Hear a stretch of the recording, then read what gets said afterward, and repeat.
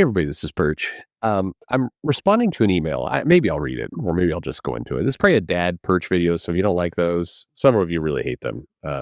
It's weird. I get people who enjoy them, and then I would say some of the most hatred filled emails, the ones that are really really kind of intense. The guy's clearly pissed off.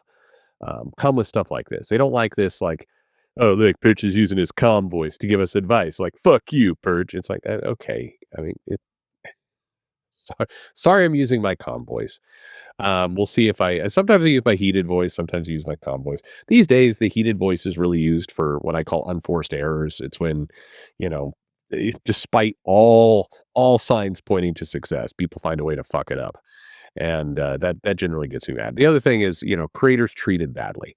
Well, why don't you care about the fans being treated badly? I care about that too, but I do. What gets me emotionally passionate is you hear somebody say, well, Walt Simonson's style is too old. We shouldn't give him worker money. It's like, oh, fuck the fuck off with that one.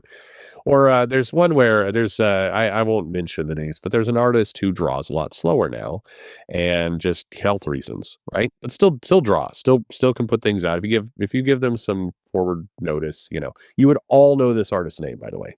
Legend, absolute fucking legend in the 80s, 90s. Still does comics every now and then. Always amazing. Easily in my top 5 of artists, easily.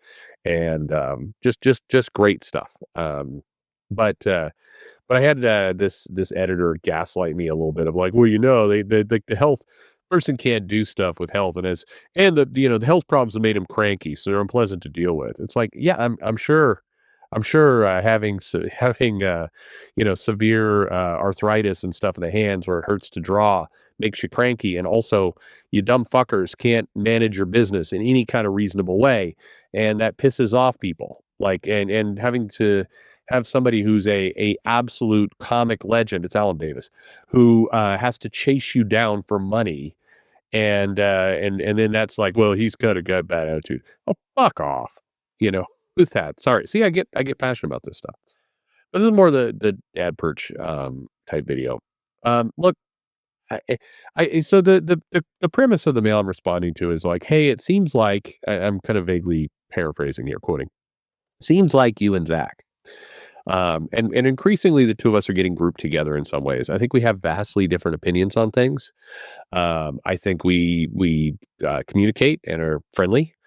I try and be friendly to 100% of everyone. The people I'm not friendly to are the people who come in wanting to pick a fight. Like, oh, Perch, why are you such a shill? Why are you such a shill for the industry, Perch? You lie. Like, okay, yeah, I'm not going to be polite to you. You're a prick. But generally speaking, I mean what I say, and then I'll buy you a beer at a convention. I have bought a lot of beers for people. I have generally been friendly to people. There's people who met me last year at the Dallas Fan Expo for the first time to recognize my voice. That was a little creepy, and I tried to get them connected so they could shake hands with Philip Kennedy Johnson and Kevin McGuire and people like that. And I try and be good guy Perch. That's what I try and do. But so these people who come in are like, oh, you hate black. Yeah, oh God, you guys, no, I actually should be a lot less nice to you. But anyway, the premise is like, oh, once upon a time, you were standing up for the fans, and now you're saying, now you seem to be bothered by YouTube. Okay. I don't know if that's my position, but let me kind of set the record straight on the history of all this. So first off, I have never been nor am any kind of big voice in comics community. I'm always conveniently a big voice in the comics community when somebody wants to make a point against me. That's the only time I suddenly become a leading voice or a big voice. When some asshole on Reddit wants to say like, oh, the hateful trolls, like that guy Perch, like I'm not leading shit over here, pal. My video views are low. I am immensely comfortable with that. You do not see me. I mean, look, have you seen me change anything about the format? I think I updated the thumbnail image like 6 months ago. That's it. Like I talk in the car. I do these things. At one point, I discovered a software I could like feed the audio into it. It would just clean it up a little bit, and then people would quit bitching about the audio quality. And so but still, it took me like a year before I started using that. And so I'm comfortable with it. It is not an own on me to say, oh, look at you only have like 1,000 views on this video. Don't care. Don't care. If getting to 5,000 or 10,000 views means I have to make thumbnails that say things like, "They hate you. They hate you. They hate us." And or woke flop disaster, then I fuck it. I'll take the 1,000 views because I have I just more self-respect than that. Okay. And if that's your business model, more power to you, but it's not mine. Stop trying to make it mine. But I was never a big name in this thing, ever. Zach, on the other hand, has been. He obviously he has his own history, and I don't know what goes through his head, and that's his business. If you have a question about him, ask him. Don't ask me by proxy. Um, but the questions are like, why do you guys get irritated about some of this stuff? And pointing to a recent post I made saying Thunderbolts, the movie is non woke, no gender swapping, no race swapping, and I made a joke about it as a community post, and some people are like, why do you do this, Perch? Well, because A, it's stupid. B, the point of Thunderbolts, which by the way, I gotta see. I got to see an advanced screening. It's a good movie. Is it amazing? No. Are there things you can find fault in it? Absolutely. I love the movie The Hudsucker Proxy. I can find fault in that movie. I can find fault in anything. If you focus on that, you can definitely find it. But did it entertain me for 2 hours? Yes. I took my kids to see Minecraft, the movie, and I wanted to kill myself. That movie was awful. And so but that again, that's an opinion of me. I have my own taste in movies. So do you. I can give you my opinion. Do what you want with it. I'm not an authority of shit. But it was a fine movie. But people will do this stuff. I did the same thing with the Jabba the Hutt licking Leia, and be like, you do realize they've tackled this subject before. And people are like, well, why are you attacking the poor YouTubers? I, again, if your brand is to go out and make attention by doing hot takes, you cannot turn into a wilting flower when somebody challenges you. And I guess that's the thing that bugs me the most. What is it that really bothers me about creators or fans or anything? I am very consistent. Hypocrisy bothers me. It does. When a comic creator stands up and says, this comic book is for everyone, but not you guys, not the Nazis, then yeah, it bothers me. When characters that I've read and loved for 50 years get devolved into Captain America running onto the field going, I like killing Nazis today. That's not Captain America. And don't try and gaslight me and say, well, he killed Nazis in World War II. Yeah, obviously he did. But seriously, you think the Captain America's voice is to just run dumbly into battle going, time to fuck up some Nazis? That's not the character. So yeah, we object to stuff like that. I object to stuff like that. Absolutely. Now, am I going to make it my lifelong passion? No.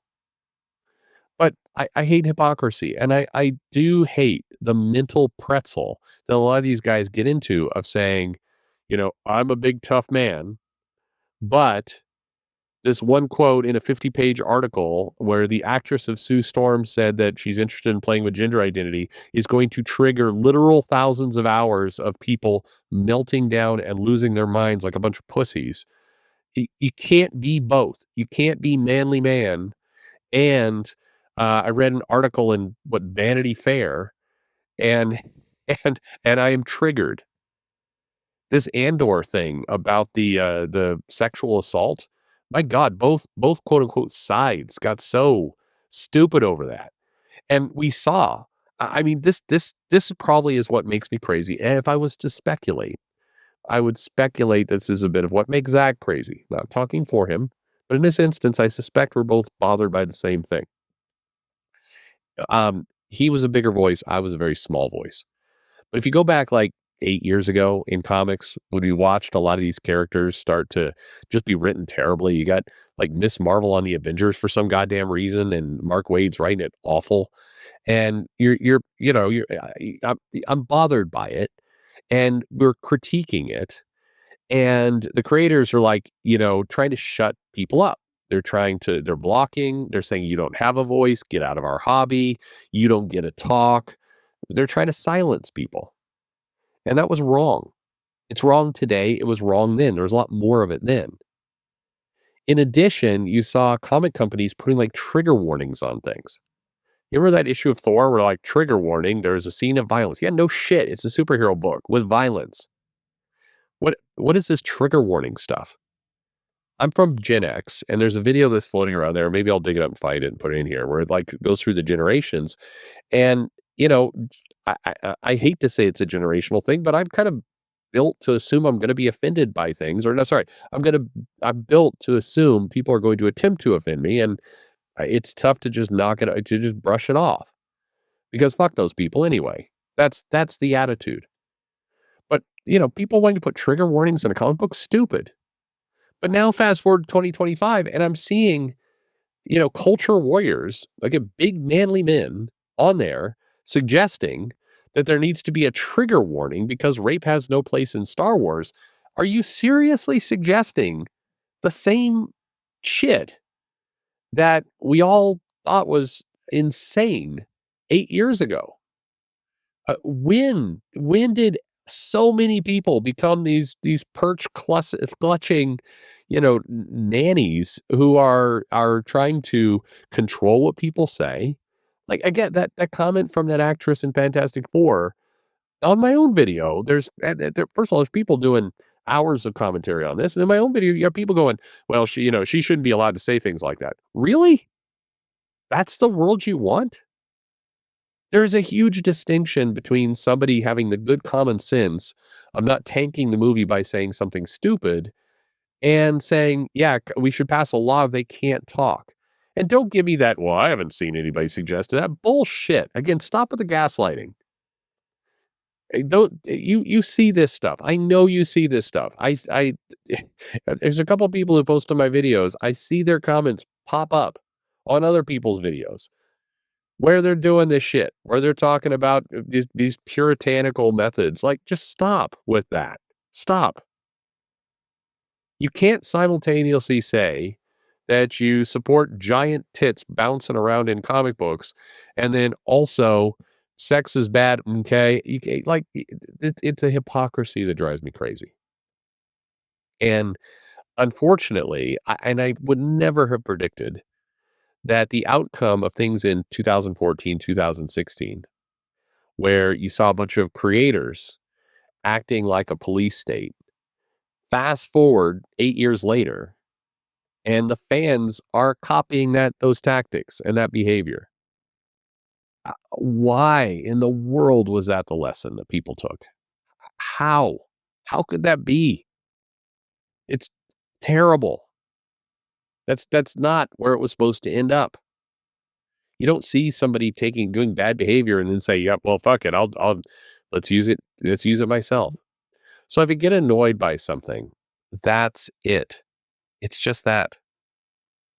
It's this desire. I mean, all the worst elements we shouldn't have adopted.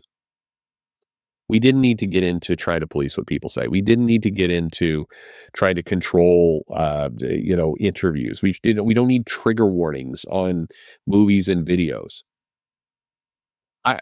In 2025, the suddenly the annoying, aggravating, and she absolutely said it like a high and mighty bitch. I mean, when Kelly Sue DeConnick said that if you don't like my politics, don't read my comics, she wasn't saying that as good common sense. She was saying that as an own.